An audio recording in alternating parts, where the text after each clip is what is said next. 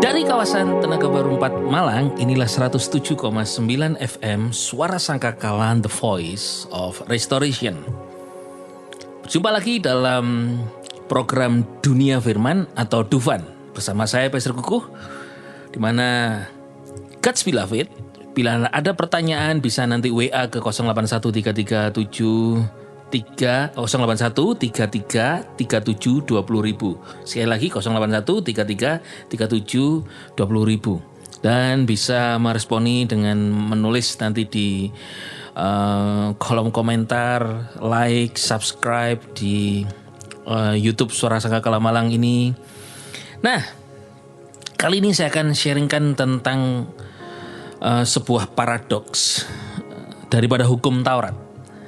Paradoks itu sebuah pernyataan atau situasi yang tampaknya bertentangan atau tidak masuk akal, tetapi dapat mengandung kebenaran yang lebih dalam atau logika yang tersembunyi setelah dianalisis hasil lebih lanjut. Nah, ketika saya pelajari tentang hukum Taurat, banyak entah khotbah atau pengajaran yang tentang hukum Taurat itu adalah selalu mengarahnya ke yang negatif tentang hukum Taurat, apalagi kekristenan yang sudah mengenal grace, anugerah atau kasih karunia. Selalu begitu. Padahal ternyata di dalam Kristus hari ini ada sebuah yang kebenaran yang lebih luar biasa lagi, lebih dahsyat lagi, hanya sekedar daripada apa manfaat dari hukum Taurat itu ketika diberikan di Gunung Sinai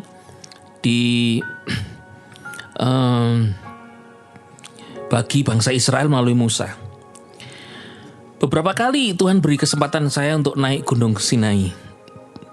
Terakhir ketika ke sana itu dari kaki gunung, dari Santa Catherine sampai naik onta, kemudian sampai ke pertengahan hingga sampai puncak di Gunung Horeb, tempat Musa menerima 2 loh batu. Itu sudah ada pagarnya. Kalau dulu ketika kira-kira 10 tahun yang lalu, bahkan 5 tahun yang lalu belum ada pagar sepanjang perjalanan. Sekarang sudah ada, diperbaiki. Tapi ya gak banyak berubah alamnya. Nah, ketika di hukum Taurat, 2 loh batu diberikan oleh Yahweh Elohim, oleh Tuhan kepada bangsa Israel melalui Musa. Itu sebetulnya ada satu berkat yang Tuhan berikan kepada bangsa Israel. Saya baca dulu di Ulangan pasal 33 ayat 1. Inilah berkat yang diberikan Musa, hamba Elohim itu kepada kaum Israel sebelum kematiannya. Dia berkata, Yahweh datang dari Sinai dan bangkit dari Seir. Dia bersinar terang dari gunung Paran dan datang dari puluhan ribu orang kudus. Di sebelah kanannya api menyala bagi mereka. Ayat 3, ya, dialah yang mengasihi umatnya yang kudus di dalam tanganmu, dan mereka dibimbing oleh langkahmu. Setiap orang akan meninggikan firman-Mu. Musa berkata, Yahweh datang dari Sinai, Tuhan datang dari Sinai. Maksudnya adalah di Sinai itu, di pegunungan Sinai, khususnya ketika Musa naik di puncak tertinggi di pegunungan Sinai. Pegunungan Sinai itu kan luas sekali ya, sangat luas, dan salah satu gunung yang tertinggi di pegunungan Sinai itu adalah Gunung Horeb. Di puncaknya itu kalau ketika musim dingin ya kelihatannya panas. Waktu saya ke sana itu dingin sekali dan hampir nggak ada rumput, batu semua, debu, bukan debu tanah, tapi kalau debu berterbangan itu pasir daripada batu itu. Itu Musa mendapatkan 2 loh batu, yaitu 10 perintah Elohim atau the Ten Commandments. Nah, ini ternyata adalah blessing. Tapi mengapa banyak yang masih memberitakan bahwa hukum Taurat itu adalah sebuah penghukuman, sebuah apa-apa-apa? Padahal hukum Taurat itu fungsinya bagi Israel adalah yang pertama, manfaat hukum Taurat itu adalah menjadi pedoman hidup dalam kehidupan berbangsa. Ya, di dalam hukum Taurat kan mengatur moral, mengatur sosial, mengatur tentang kepada Tuhan, kepada orang tua, kepada sesama, kepada Tuhan jangan ada ilah lain, jangan membuat patung batu, jangan menyembahnya, beribadah. Kepada orang tua hormatilah ayah dan ibumu, kepada sesama jangan mencuri, kepada pasangan jangan berzina, jangan mengingini keinginan orang lain dan seterusnya. Ini kan hukum moral sosial. Hanya yang tidak mampu melakukan dihukum mati. Pertanyaannya begini, apakah hukum Taurat menghukum mati orang itu sehingga yang tidak mampu melakukan harus dirajam batu sampai mati? Sebetulnya yang dihukum mati adalah bukan orang itu, bukan bangsa Israel, kalau tidak sanggup melakukan hukum Taurat. Tapi ada yang menyampaikan bahwa kau tidak bisa melakukan hukum Taurat, kau dosa, dihukum mati. Yang mau saya sampaikan adalah paradoks kebenarannya adalah, saya membaca dulu di dalam Galatia pasal 3 ayat 22-26. Tetapi kitab suci telah menyatakan bahwa segala sesuatu dikurung di bawah dosa, sehingga oleh iman dari Yesus Kristus janji itu dapat diberikan kepada mereka yang percaya.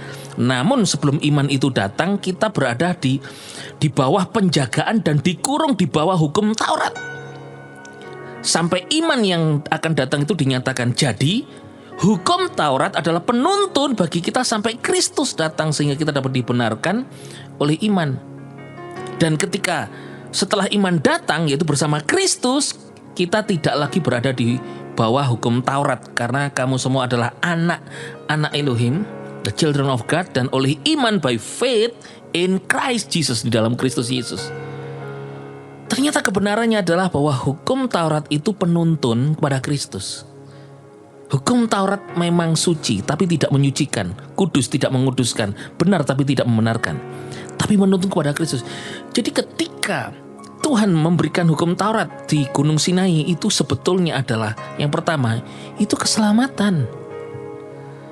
Karena hukum Taurat menuntun kepada Kristus. Sebelum Kristus datang, hukum Taurat itu mengatur sebuah pedoman hidup bagi bangsa Israel, hukum moral, sosial, beribadah, baik kepada Tuhan maupun kepada sesama. Jadi yang pertama itu sebetulnya penuntun kepada keselamatan. Karena hukum Taurat menjaga, mengurung, menuntun, seperti seorang suster begitu, sampai Kristus, sehingga dosa seluruh umatnya dibawa kepada Kristus dan dihapuskan di atas kayu salib melalui pencurahan darah Yesus Kristus. Hukum Taurat itu menuntun kepada keselamatan. Hari ini kita hidup, hukum Taurat sudah 2000 tahun lalu diselesaikan, digenapi Yesus Kristus oleh Yesus di atas kayu salib. Jadi hari ini Taurat bagi kita adalah hanya sebuah tuntunan untuk kehidupan kita ini, bagaimana kita beribadah, bagaimana kita bersosial, bagaimana supaya membentuk moral kita terhadap hukum-hukum Tuhan itu. Yang kedua adalah bahwa hukum Taurat itu memang betul mengungkapkan dosa. Karena Roma 3:20 dikatakan bahwa tidak seorang pun itu dapat dibenarkan di hadapan Elohim. Tetapi orang yang karena melakukan hukum Taurat tidak bisa dibenarkan.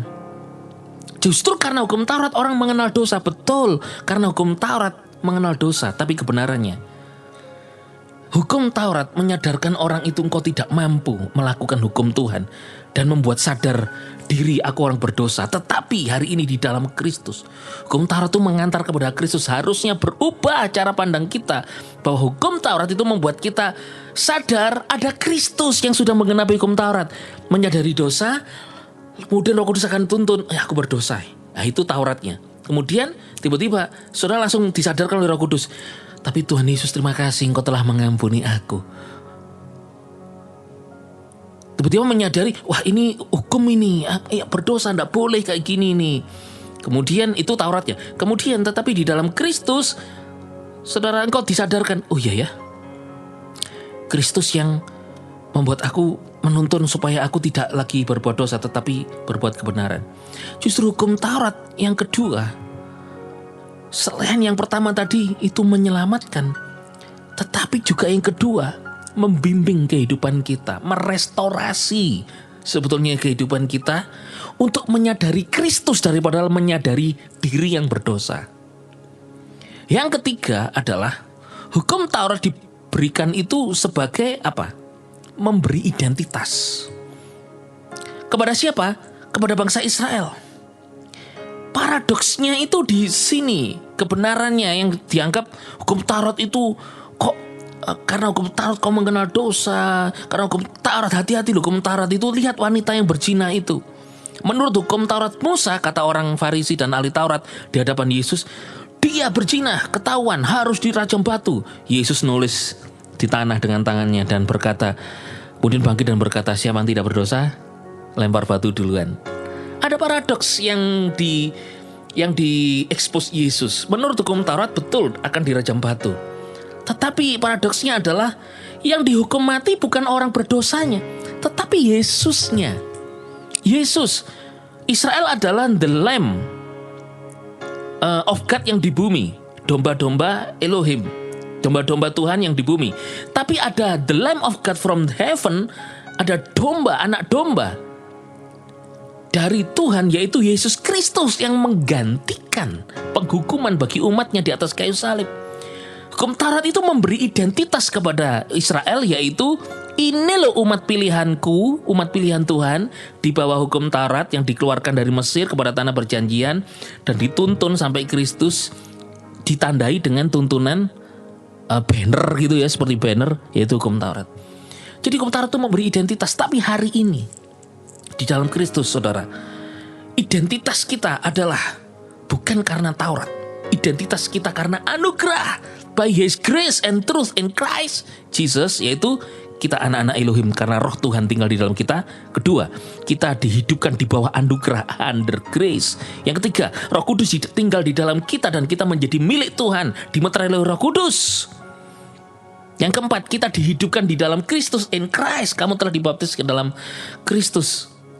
Jadi hukum Taurat dulu menunjukkan identitas umat Israel dibawa kepada Kristus karena penuntun. Hari ini setelah Kristus menyelesaikan tuntunan hukum Taurat, identitas kita adalah identitas ciptaan baru di dalam Kristus. Jadi sebetulnya paradoksnya hukum Taurat itu yang dibawa kepada kematian bukan orang berdosanya, tapi Yesus. Dan di dalam Kristus kita dijadikan ciptaan baru, memberi identitas baru. Yang terakhir adalah hukum Taurat di Ulangan pasal 28, kalau saudara baca, sanggup melakukan hukum Taurat, hukum diberkati, tidak sanggup melakukan hukum, tidak sanggup melakukan perintah, dikutuk. Itu bagi bangsa Israel dulu. Terkutuknya maksudnya mereka tidak layak mendapatkan berkatnya karena melanggar perintah hukum Taurat. Tapi hari ini di dalam Kristus, saudara, kutuk ditanggung Kristus Yesus, kutuk hukum Taurat itu ditanggung Yesus Kristus, dan di dalam Kristus berkat Abraham, Ishak, Yakub, Israel, di dalam Kristus berkat Abraham sampai kepada kita. Jadi hari ini engkau yang merasa terkutuk itu bukan karena kesalahan dosamu. Engkau yang merasa terkutuk itu mungkin hanya kesalahanmu saja, pelanggaranmu saja, atau engkau salah melakukan sesuatu sehingga engkau mungkin sial, mungkin engkau sakit, mungkin engkau lemah tubuh, tapi bukan karena kutuk hukum Taurat, karena sudah diselesaikan Yesus. Hari ini di dalam Kristus engkau adalah umat yang diberkati. Kristus rela menjadi miskin supaya kita menjadi kaya. Di dalam Dia kita dapat menanggung segala perkara yang kita dapat di dalam kekuatan yang Tuhan beri, di dalam Dia memberi kekuatan kepada kita.